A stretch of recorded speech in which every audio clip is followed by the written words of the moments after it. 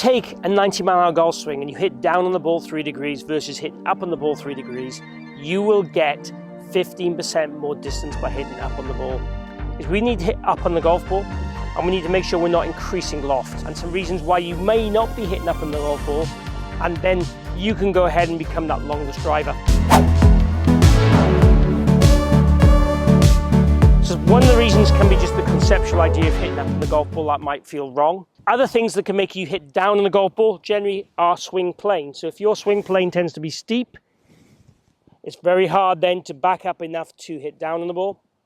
Some people will get an upper body kind of sway, move laterally forward too quickly. That can cause issues too. Same things really. And quite often they set up to the ball incorrect. They don't have the ball pushing forward or the ball teed up high enough. Make sure the ball's teed up at least 3/4 of the ball above the top edge of the club. And do this maybe with some barriers in place, which we'll talk about in a second, which can encourage you to do the right thing. And the other thing is width in the swing. So if the right arm is too bent and too collapsed, and the left arm starts to bend, then you'll obviously from there either turn onto the golf ball and hit down on it, or you'll tend to cast and move away. Essentially, I want you to hit the driver heavy. So on tour, the average angle of attack is around about 0, but they're swinging about 150 miles an hour. So they can afford to hit down the ball slightly and still get a lot of distance. If they hit up on the ball, they would hit it further, but they would have a little bit less accuracy. Now, if you're under 100 mile an hour swing speed or 105 mile an hour swing speed, you need to be hitting up on the ball, otherwise you will be losing too much energy and power.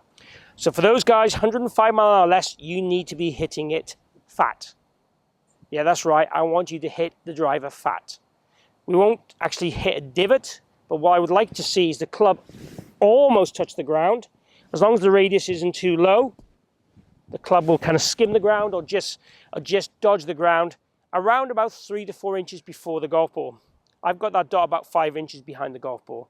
Again, it's visual, but that's why I want to try and land the club. So first of all, let's just do a drive, trying to do that. Use those visuals. If I wanted to, I could set up the club head on that white dot too to encourage it, but the weight's going to be 55% on the trail side. My sternum's going to be behind the ball, head's behind the ball, roughly on the middle of that club head. And I'm going to try and keep my head there and hit the golf ball. Good. And the good sign is the tee peg doesn't move, so there's no disturbance. That means I've clipped it off there fairly successfully. The second way I want you to think about is take a tennis ball and put it under your lead toe like this. Now, we're not going to hit balls with this, so do not worry. This is all about you feeling that you're unweighting your lead side correctly. Now, what I want to do is I don't want to squash that ball at all. I don't want no compression in that ball at all. I want to keep my foot very light on that ball. Take your setup to the ball with the driver.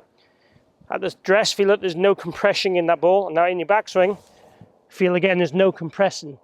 If I compress, my weight will stay on my left side too much. I won't unweight my lead side enough.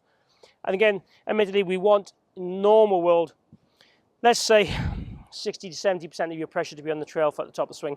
This, if you do this correctly, might give you more than that. But what we tend to see with guys that hit down on the golf ball, don't create enough distance, is they tend to load this way with a driver. They tend not to get the sternum behind the ball enough. We're looking for the zip on my top here to be over on my inner right thigh as a guide. So having this unweighted lead foot encourages that. We still want to tilt down. This makes that fractionally harder, but we don't always get both things for the price of one. We've got to feel that we can turn behind the ball, unweight ourselves, and ideally create that width with the lead arm and that trail arm to get us behind the ball over here, to create that width to get the club down and wide so we can hit up on the ball and create that wide arc to create that natural speed. So what I'd like you to do is make some practice swings, not compressing that ball. This is what it feels like compressing. You can do that. You can do both swings to feel the difference.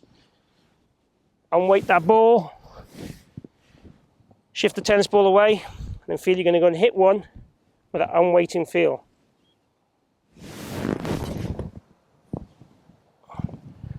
And again, tee peg, hardly disturbed.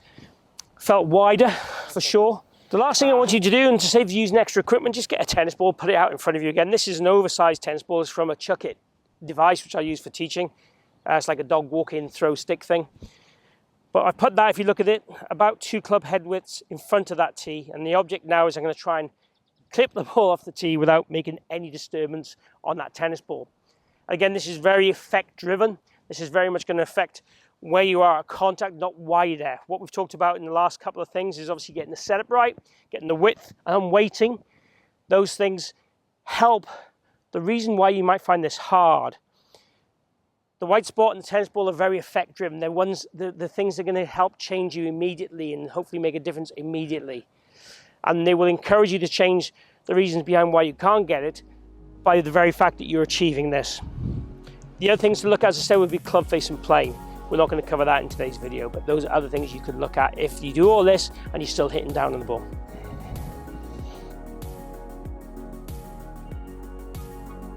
So there you have it, how to be the longest hitter in your group with the driver off the tee. Some simple things in there and some more technical things in there. So some reasons behind why you find it hard, but really using the science of, can we hit up on the golf ball? That makes us hit the ball further. Can we have a wider, sort of faster golf swing in theory, but we're not trying to actually hit it harder or faster than the width of the swing, and I'm weighting makes that happen more naturally. Give it a go. Let me know in the comments how you've got on. I appreciate the feedback as always. I appreciate the support. Thanks for checking this out today.